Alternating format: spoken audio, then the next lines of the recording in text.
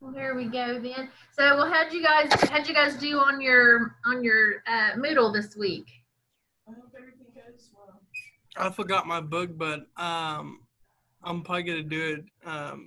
Finish it Thursday when I have my book. Okay, because you know it was due last night, right? Yeah, I realized that. And I didn't even. I got the email late and everything. I didn't even think about it. Yeah, yeah. So your homework is due the Tuesday before our class on Wednesday. So just so you know, uh, just kind of pencil that in for future reference, okay? Yes, ma'am. All right, that's good. That's good. So, well, let's talk about cheese for just a minute.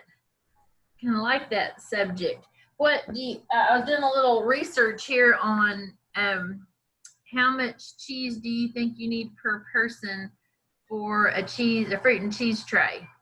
I have no idea. If you're gonna make it for a party, would you do 2 pounds or what? What do you think? Depending on how many come to the party, if Right? it's a good dozen, probably a pound of cheese. Okay. Sounds about right. Mm-hmm. Okay. Well, 3 or 4 ounces per person. Okay. So, because if you have it with other things, a lot of times we'll have it with fruit and maybe, I don't know, sometimes crackers, or there may be some other little finger foods.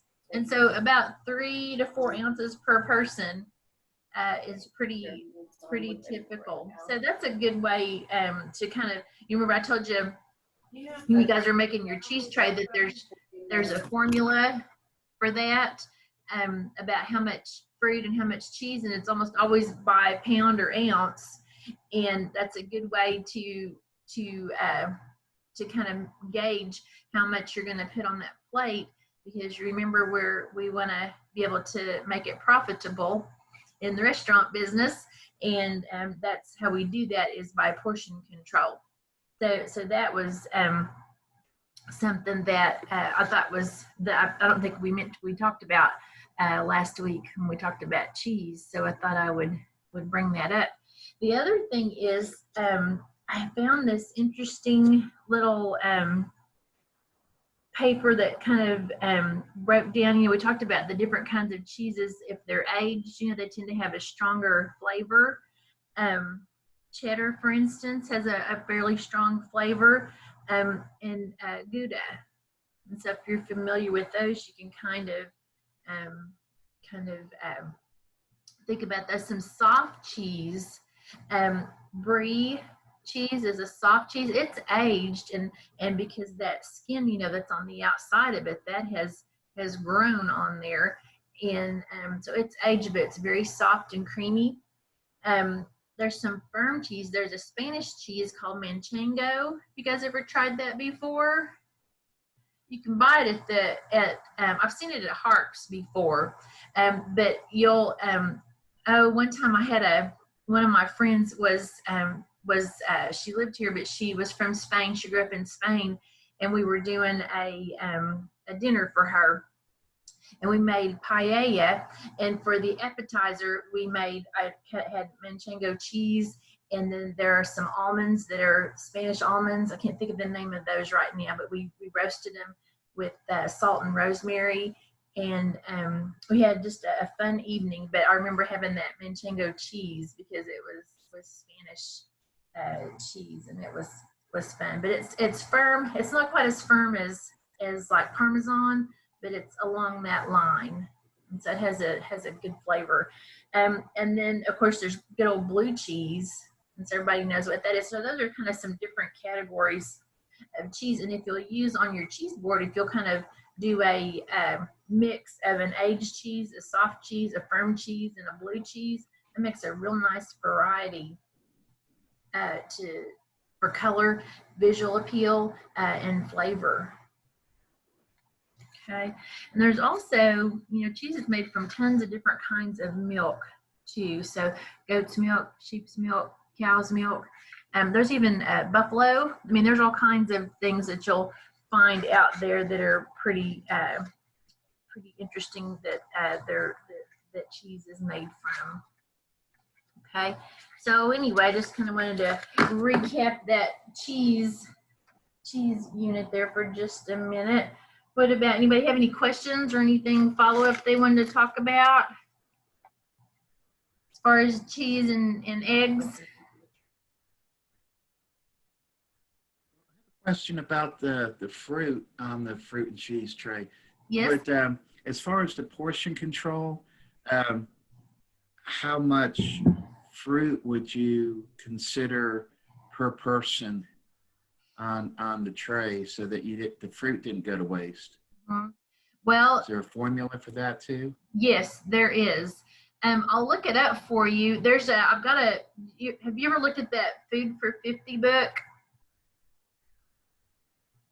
No, you've talked about it, and it's on my wish list to get, but I have not. I don't have one yet. I've got a couple of versions of it. I'll set them out, and when you're here tomorrow, you can look at it. But it breaks it down really well. Those are numbers that are important if you are working in a restaurant or a caterer, and if you do those pretty frequently, you'll know those numbers. But if it's not something you do every day, you'll have to look it up. But there's a formula for just about everything portion wise that helps you do that in a profitable way. And I'll set those books out today, so you can look at them tomorrow. But it's pretty interesting how they can make that fairly cost effective. Yeah, great question. Okay, sounds good. All right. Shall we talk about breakfast food?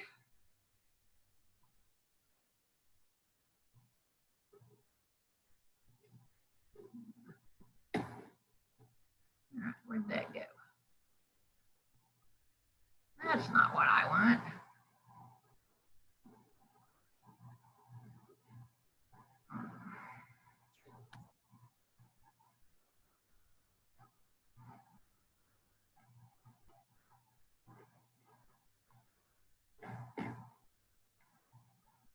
Sorry, guys. There it went.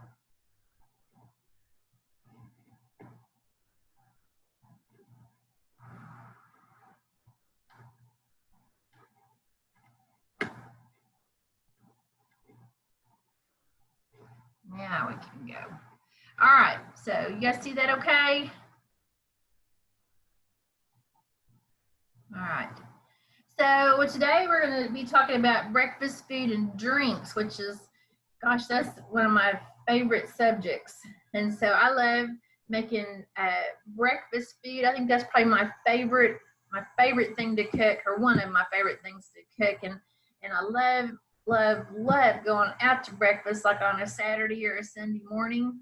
But I haven't had much of that going on since COVID, but I love getting to do that. And I think I love it because my family comes over and we can start the day out together.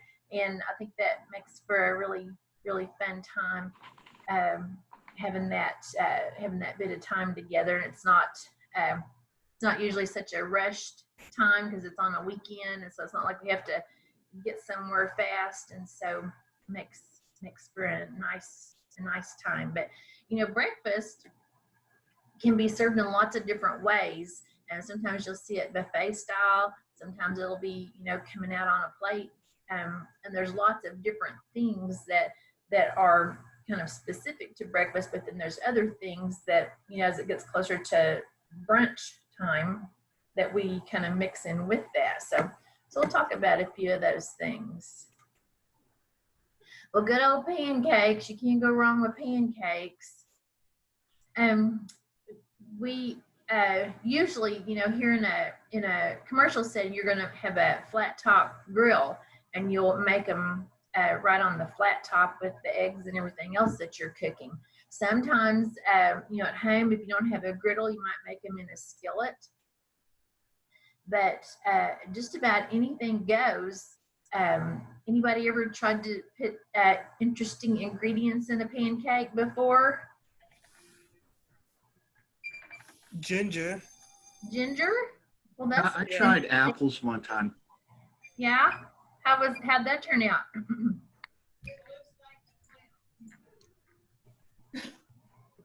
Ginger Cooked turned out pretty. apples.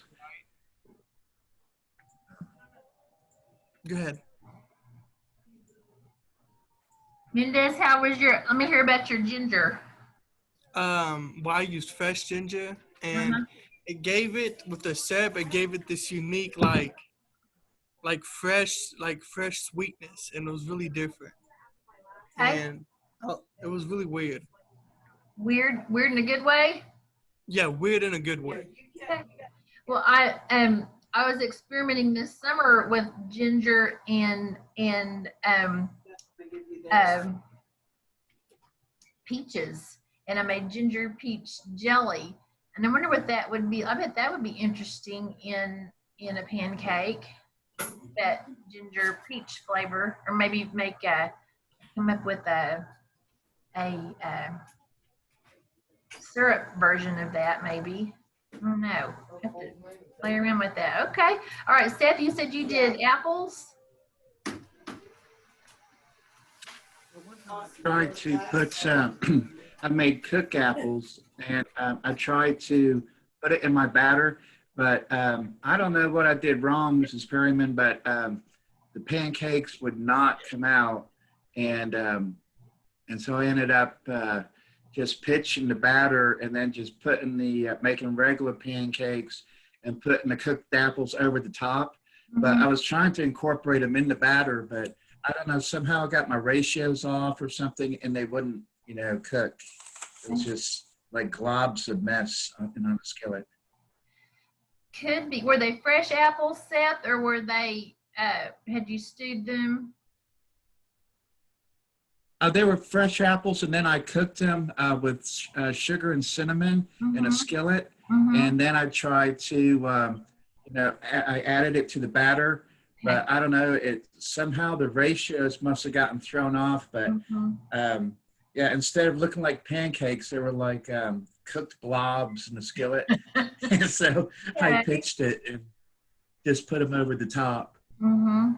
Yeah, you could serve them over the top. I bet if you had not mixed it in the batter, but set your pancake and then kind of spooned some of that in while it's cooking on the griddle. Okay. And then, because if you cooked them in sugar already, sugar is what we call hygroscopic, which means it attracts moisture, and it could be that made your batter kind of soupy. So I don't know, it could have affected the way that, and apples are pretty wet anyway, and as they cook, they release that moisture. And so I think you were on the right track cooking them first in the sugar. But you lay down your pancake on the griddle and then spoon in some of the apple and then flip it, and that might keep it from being quite as blobby. Okay, but yeah, but I think that stuff like that, I mean, people love things like that whenever you can lump up your pancakes with all kinds of things, that go inside. Some people, the kids always want to make chocolate chip pancakes whenever we make pancakes here at school. And so, but any kind of berries and nuts and really just about anything goes. And you can mix it, like you were just saying, in the batter, or put it over the top, and either way is going to be delicious. So how do you guys eat your pancakes? Are you peanut butter or no peanut butter? Peanut butter, definitely. Yeah. Do what? Gotta have peanut butter. Yeah. Definitely a no peanut butter. Definitely a no peanut butter. What? That's crazy. So I gotta have peanut butter. It's like a sandwich isn't a sandwich without Miracle Whip. You gotta have the peanut butter on the pancake. I don't know why. Just seems like it belongs there. My wife likes the peanut butter and on hers, but I'm a traditionalist. I like the butter and the syrup myself. Yeah. That's funny how people, everybody has a different take on their favorite. That's funny how everybody likes things different. So and good old maple syrup is the best. Anybody put anything else on their on their pancakes besides syrup? People put honey on it. Last fall, my husband had gone to it was a stock show, where you sponsor some of the kids, when they're showing their animals, and that at the end, the kids usually have thank you gifts. And this one kid was from Jay, and Jay has what's the berry that they pick down there? I was trying to think oh gosh, I can't think of the name of it right now. They have a. Are you thinking mulberry? Not mulberry. It's some other kind of berry. But they have a festival down there. But anyway, she had fixed a whole gift basket, and it had the syrup from these berries, and it was pancake syrup made from these berries. But I can't think of the name of the berry right now. Man, it was good. It was kind of the color of blueberry. Boy, it was tasty. So anyway, but That's, is it juniper? no, Is it juniper? no. I wish I could think of the name of that berry. They even have a Blackberry? It's what? Blackberry? No, it's an unusual name. I'll think of it in a minute, maybe. And They have a festival every year. what's that? Hmm. Yeah, they have a festival. I Yeah. know what you're talking about. Yeah. Oh, I know. Well, anyway, I'll think of it here in a minute, and we will talk about it. Let's see. Okay, let's go on to waffles. Now here's the other thing is I'm kind of all about texture when it comes to breakfast food, and I would much rather have a waffle than a pancake. Is anybody with me on that? Waffles are better. Yeah, I like waffles and all the little holes where you can fill it up, with the syrup and the peanut butter. And little holes you can put blueberries on there, and they'll kind of stay put. So, and I think I like the texture because they're a little bit crisper, maybe. So I kind of like waffles better than I do pancakes. So, anyway, what about you, Seth? I'll take either one. I mean, I'm okay with both. Mm-hmm. Yeah. Okay. I mean, my favorite would actually be French toast. Oh, we're going there next. Oh, yes. I love French Okay. toast. Okay, so now waffles, there's a couple of different kinds. There's like that traditional thin waffle, but then there's also that Belgian waffle, and that's those make nice big thick ones. So if you ever go to the pancake house, you can order Belgian waffle, and they come out there that thick, and they've got 6 inches of whipped cream on the top and dripping syrup all over it. So anyway, but those are pretty delicious. So, and I've been buying, have you ever seen, there's lots of good choices of frozen waffles now. There's, you can buy like Eggo waffles, but there's whole wheat waffles, there's gluten-free waffles. I've been buying those, they're called Kodiak waffles, and they're like a whole grain, and they're good just toasted with some peanut butter on it and maybe just some blueberries minus the syrup, and you can eat them on the run. And they're really tasty, but there's different flavors. There's cinnamon and blueberry. So might be something. Check out that freezer section because there's lots of choices now. And some restaurants actually buy frozen waffles, and they're just toasting them as opposed to trying to make them, because they are a little time consuming to let them cook. Okay. All right, crepes. Anybody, have you guys made crepes before?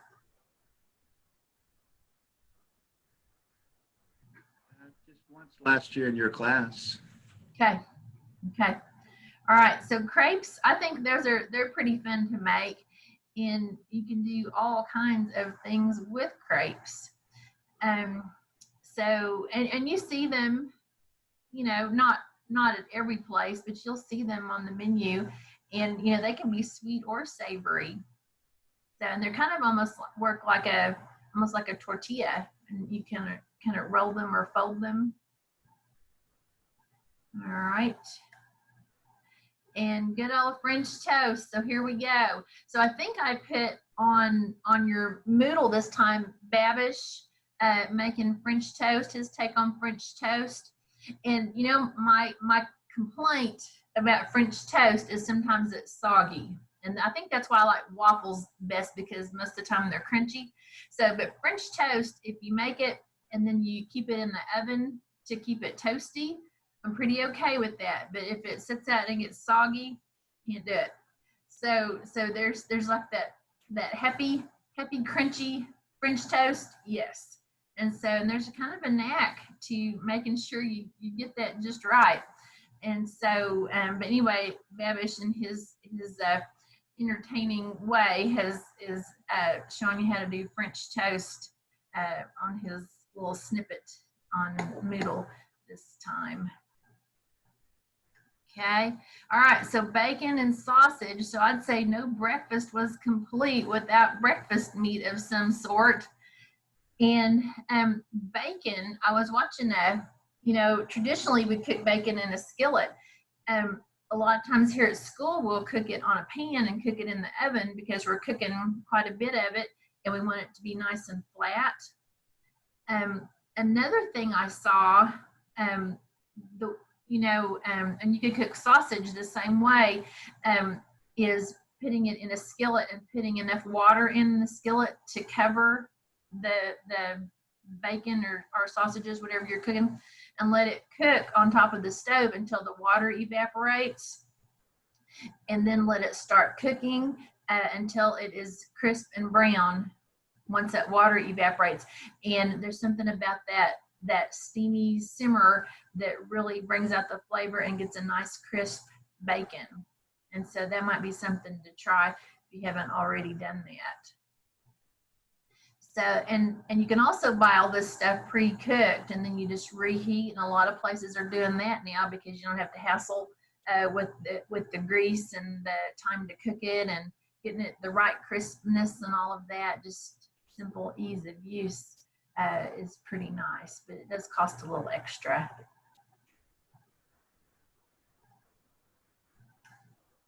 Okay, Canadian bacon. So you guys use Canadian bacon whenever you made your eggs Benedict, right? And that hunk of bacon actually comes from a pork tenderloin. So it's sliced up pork tenderloin. So that's the pretty tasty chunk of meat right there. Okay, and it comes fully cooked. So all you're really doing with that is just kind of heating it up.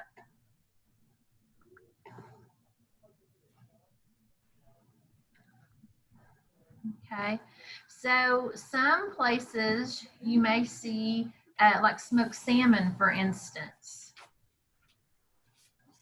And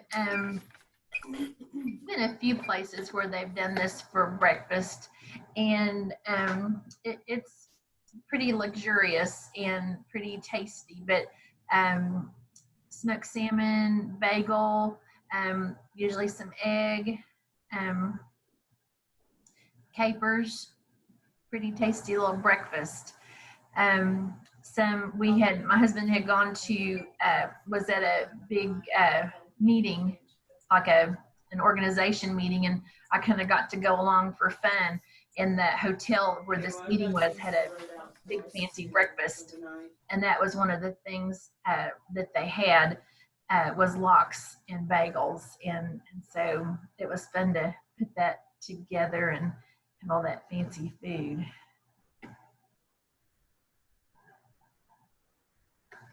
Okay, hash. So hash is everything left over in the refrigerator and you make breakfast out of it. And usually it's potatoes and onions and some kind of a meat dish. Sometimes it has eggs, sometimes it doesn't. So, but just about anything goes. And you guys are gonna make hash. So, and hash, different parts of the country have dishes that are more common. You'll see this as more kind of a, we don't see it quite so much here in the South, but we do see it more of kind of a northern type dish. And so, but pretty tasty stuff. Okay, good old potatoes. So you may see hashed brown potatoes. Sometimes you'll see home fries. Sometimes they're fried in a deep fryer like French fries, and sometimes they're griddled. Just depends on the operation. But they're, you know, pretty tasty for breakfast. Potatoes are just about any time we serve them, unlike eggs. And then different kinds of cereal too. So either just cold cereal with milk, or a lot of times you'll see oatmeal on the menu. McDonald's has oatmeal. You can go through the drive-through and get oatmeal. And then there's been, have any of you guys seen the overnight oats before? Have you ever made overnight oats? They're kind of fun to make, and you don't even cook the cereal. You just mix it all up and put it in a jar and throw it in the fridge, and then the next morning you've got kind of this creamy, yogurty, granola-like yummy breakfast. And so those are fun things to make too. So if we have time, when you're here Thursday and Friday, we might try to make that so you can kind of see what that's about. Okay, and of course, good old breads and pastries. Sometimes you'll see a continental breakfast. If you stay someplace, the hotel's kind of famous for free breakfast, and oftentimes it's a continental type breakfast, and it'll be pastries or hard-boiled eggs or a bagel or a donut or something like that, and everybody likes that kind of stuff. Okay, and different kinds of fruit for breakfast, usually lots of different choices. Sometimes it's served on things like our waffles and pancakes, and sometimes you might even get, you know, just a fruit cup. So those are pretty common breakfast items as well. Coffee. So a while ago I was looking around on YouTube, and Babish has a version of all about coffee. Of course, in his usual profane way, he describes the process, but he talks about a French press, and he talks about that cone, you know, that you pour the hot water through, and then just a good old drip coffee maker too. And so different processes had the different kinds of beans and the different flavors of beans. And then the grinding of beans. So it's kind of an interesting show if you want to get on there and look. But you know, coffee, having good coffee, you know, is going to be something that a restaurant, especially a breakfast joint, is going to want to have. And so it's important that they have good and fresh coffee.